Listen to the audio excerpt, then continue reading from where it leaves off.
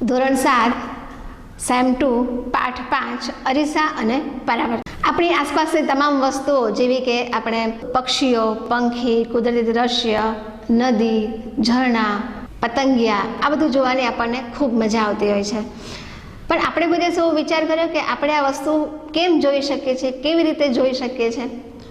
તો કોઈ પણ વસ્તુ પર પ્રકાશ પડતો હોય છે. એ પ્રકાશ ત્યાં અથડાઈને આપણી આંખમાં જ્યારે પડે છે ત્યારે આપણે વસ્તુને જોઈ શકીએ છીએ. તેને સમજવા માટે આપણે નાની એવી એક પ્રવૃત્તિ કરીએ. તેના માટે જોશે સમતલ અરીસો, લેઝર ટોર્ચ અને સફેદ કાગળ. સૌપ્રથમ આપણે સમતલ અરીસાને ગોઠવીશું. પડદા તરીકે આપણે સફેદ કાગળ લીધેલો છે.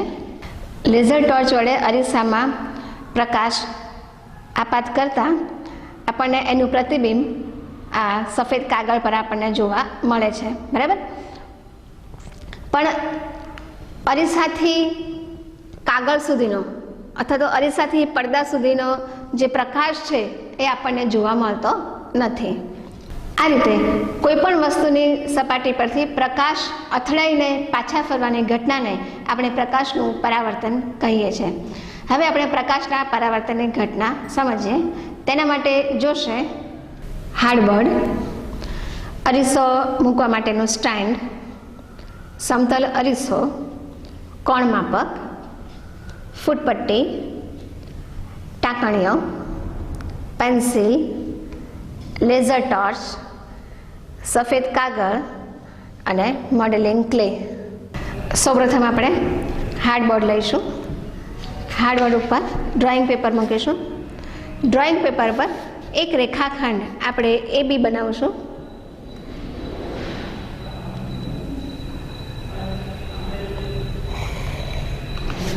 બરાબર, એને નામ આપીએ AB.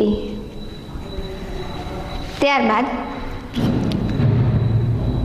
આપાત, આને કહીશું આપણે આપાત સપાટી. આપાત સપાટી સાથે 90 અંશનો ખૂણો બનાવે તેવો આપણે એક લંબ દોરીશું. આ થઈ ગઈ આપણી આપાત સપાટી. થઈ ગયું આપાત બિંદુ O. આપાત સપાટી સાથે 90 અંશનો ખૂણો બનાવે તેવું આપણે એક લંબ રચ્યો. હવે અહીંથી આપણે એક આપાત કિરણ દોરીશું. એને આપણે નામ આપીશું PQ. ક્લે લગાવીને અરીસાને સ્ટેન્ડ ઉપર ગોઠવી દઈએ.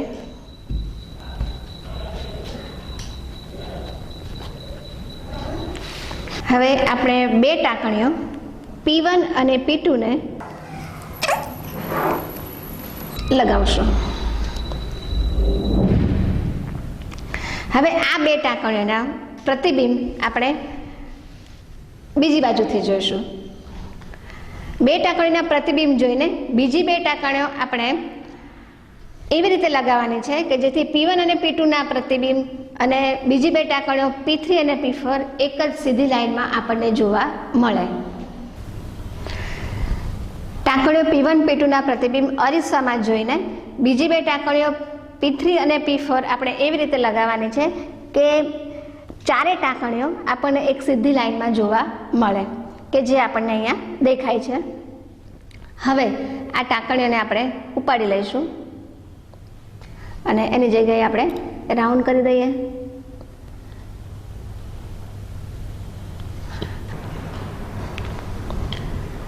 આ બાજુની પણ આપણે ટાંકણીઓ ઉપાડી લઈશું, ત્યાં રાઉન્ડ કરી દઈશું. આ દરેકને આપણે નામ આપીશું P1, P2, P3 અને P4. હવે P3 અને P4 ને આપણે જોડી દઈએ.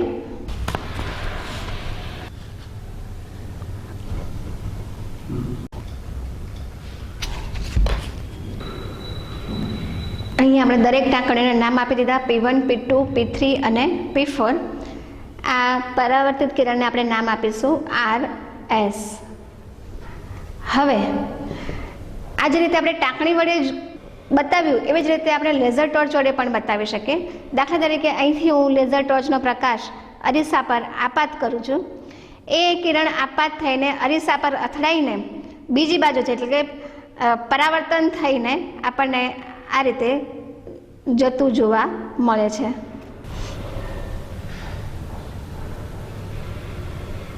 આ રીતે બીજી બાજુથી આપણને પરાવર્તિત થઈને બહાર નીકળતું કિરણ જોવા મળે છે.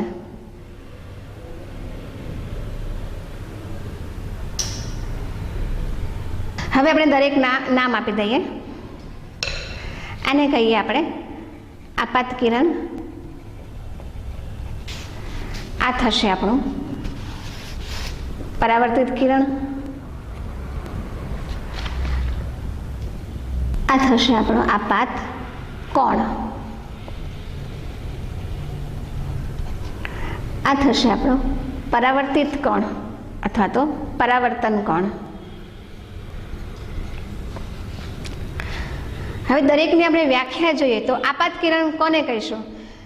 તો સપાટી પર આપાત થતા કિરણને આપણે કહીએ છીએ આપાત કિરણ. હવે જોઈએ પરાવર્તિત કિરણ. સપાટી પરથી પાછા ફરતા કિરણને આપણે પરાવર્તિત કિરણ કહીએ છીએ. ત્યારબાદ જોઈએ તો કે આપાત કિરણ અને સપાટી પર દોરેલ લંબ વચ્ચેના ખૂણાને આપણે આપાત કોણ કહીએ છીએ. એવી જ રીતે પરાવર્તન કોણ જોઈએ તો પરાવર્તિત કિરણ અને સપાટીને દોરેલા લંબ વચ્ચેનો જે ખૂણો આવે છે એને આપણે કહીએ છીએ પરાવર્તન કોણ. આના પરથી આપણે પ્રકાશના પરાવર્તનના નિયમો સમજીએ કે આપાત કિરણ અને પરાવર્તિત કિરણ લંબની સામસામેની બાજુએ આવેલા હોય છે. ત્યારબાદ આપાત કોણ અને પરાવર્તન કોણના મૂલ્યો હંમેશા સરખા હોય છે.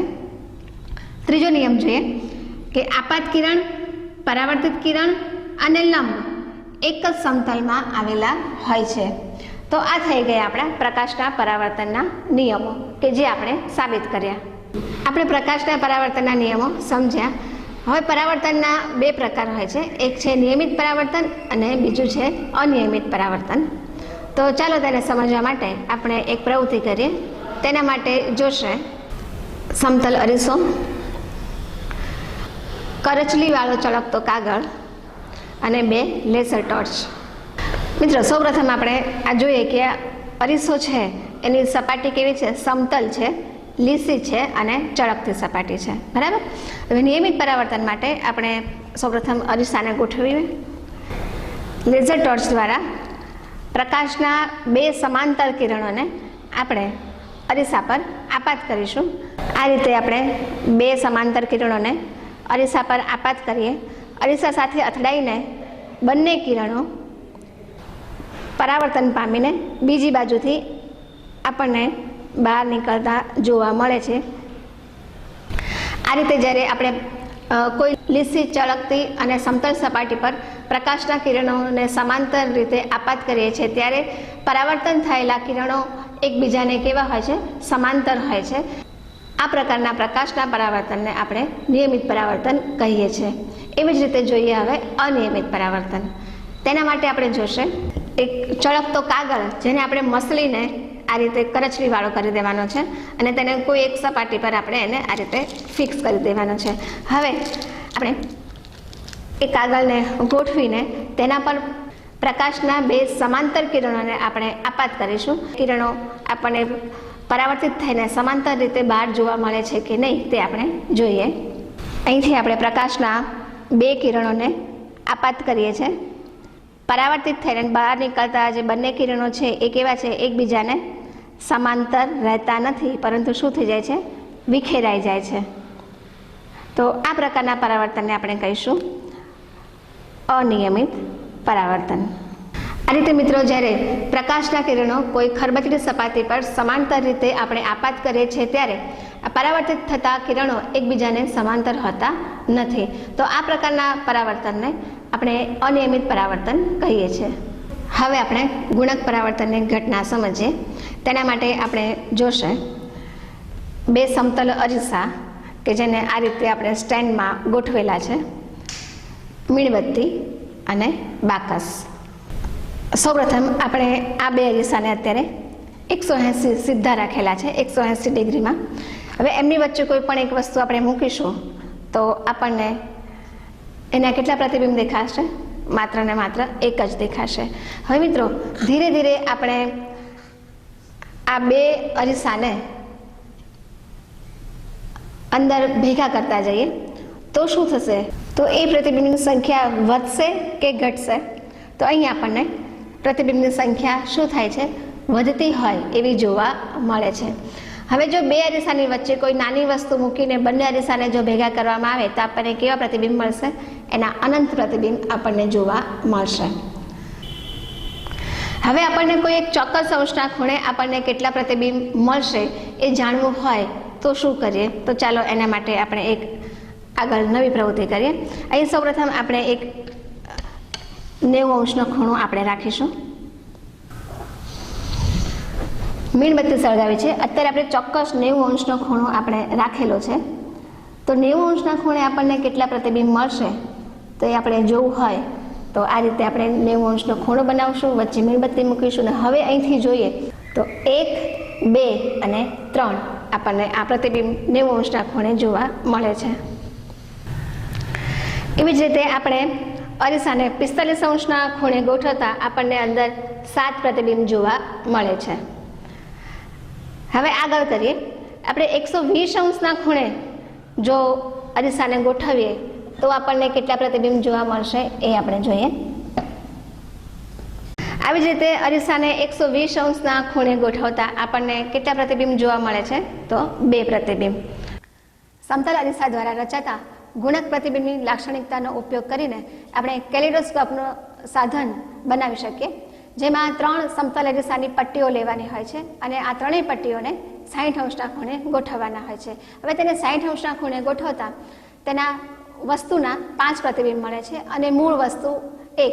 એમ આ 6 ભેગા થઈને અલગ અલગ ડિઝાઇનની રચના કરતા હોય છે અને અલગ અલગ ડિઝાઇન પણ બનાવતા હોય છે. આમ આપણને અને બાળકોને આ ડિઝાઇનો જોવાની ખૂબ જ મજા આવતી હોય છે. ગુણક પરાવર્તનના સિદ્ધાંત પર કાર્ય કરતું સાધન છે કેલિડોસ્કોપ. તેની બનાવટ આપણે જોઈએ.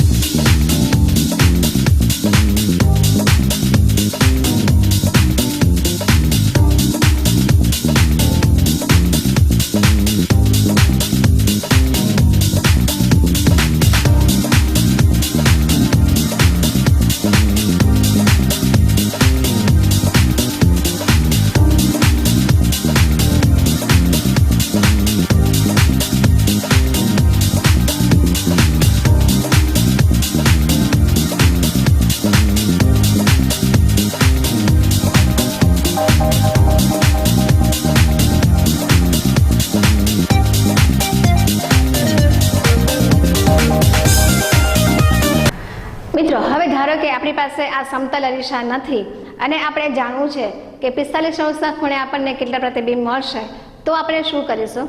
તો તેના માટે એક સૂત્ર છે કે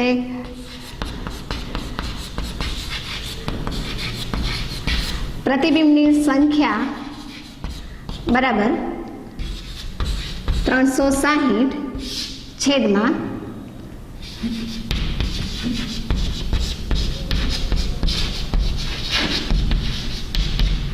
2 અરીસા વચ્ચેનો ખૂણો ઓછા 1. આ સૂત્ર છે આપણી પાસે, બરાબર. હવે દાખલા તરીકે આપણે 2 અરીસા વચ્ચેનો ખૂણો કેટલો લીધો? 90° ખૂણો લીધો છે. તો આનું સાદું રૂપ આપણે આપીશું.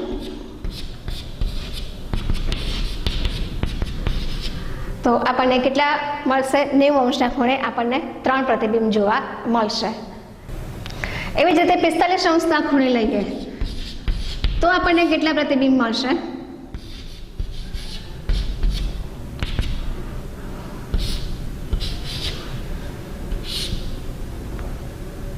5 નવ્વા અને 4 નવ્વા, બરાબર. એટલે 8 - 1 બરાબર 7 પ્રતિબિંબ આપણને જોવા મળશે. હવે દાખલા તરીકે આપણી પાસે પ્રતિબિંબની સંખ્યા છે પણ આપણને ખબર નથી એ ખૂણો કેટલો છે, તે જાણવું હોય તો શું કરીશું? તો તેના માટે આપણે આ સૂત્રનો ઉપયોગ કરીને આપણે એ કેટલા અંશનો ખૂણો છે એ જાણી શકીએ. તો ખૂણો બરાબર 360° છેદમાં 1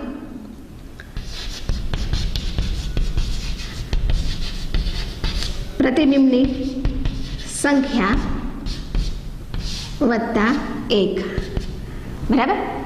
હવે દાખલા તરીકે 360 પ્રતિબિંબની સંખ્યા આપણે લઈએ 3, તો 3 વત્તા 1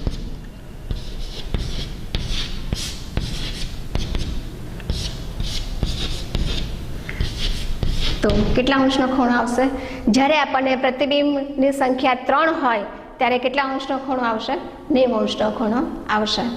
એવી જ રીતે આપણે લઈએ પ્રતિબિંબની સંખ્યા આપણે લઈએ 7 લઈએ, બરાબર. અહીંયા આપણે કરશું તો આપણને આ 45°ના ખૂણે આપણને કેટલા પ્રતિબિંબ જોવા મળશે? 7 પ્રતિબિંબ આપણને જોવા મળે છે. તો આ રીતે ખૂણા પરથી પ્રતિબિંબની સંખ્યા જાણી શકીએ અને પ્રતિબિંબ પરથી ખૂણાની સંખ્યા આપણે જાણી શકીએ. પ્રકાશના પરાવર્તનના સિદ્ધાંત પર કાર્ય કરતું સાધન પેરિસ્કોપ છે. તો ચાલો આપણે પેરિસ્કોપની રચના સમજતો વિડીયો જોઈએ. Pencil box periscope.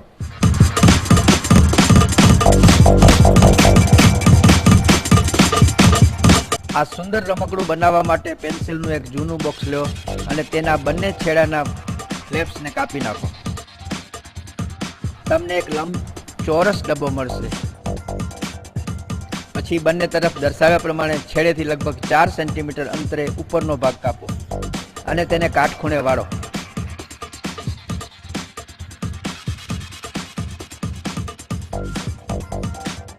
બંને વળાંક પાસે ગુંદર લગાડો અને તે પર રબરનો બ્લોક્સ લગાડો જેથી તે એકદમ કાટખૂણા જાળવી રાખે. પછી દર્પણ મિરરની 2 પટ્ટીઓ લઈ તેને 45° ખૂણે રાખીને ટેપથી ચોંટાડો.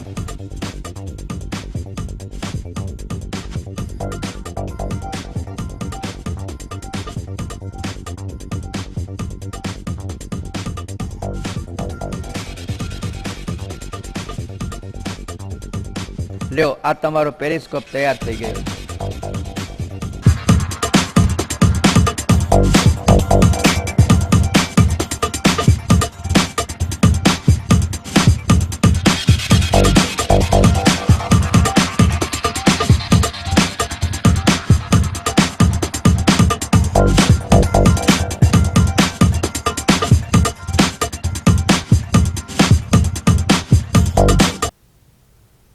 પેરિસ્કોપનો ઉપયોગ ક્યાં થતો હશે? તો કે સબમરીન.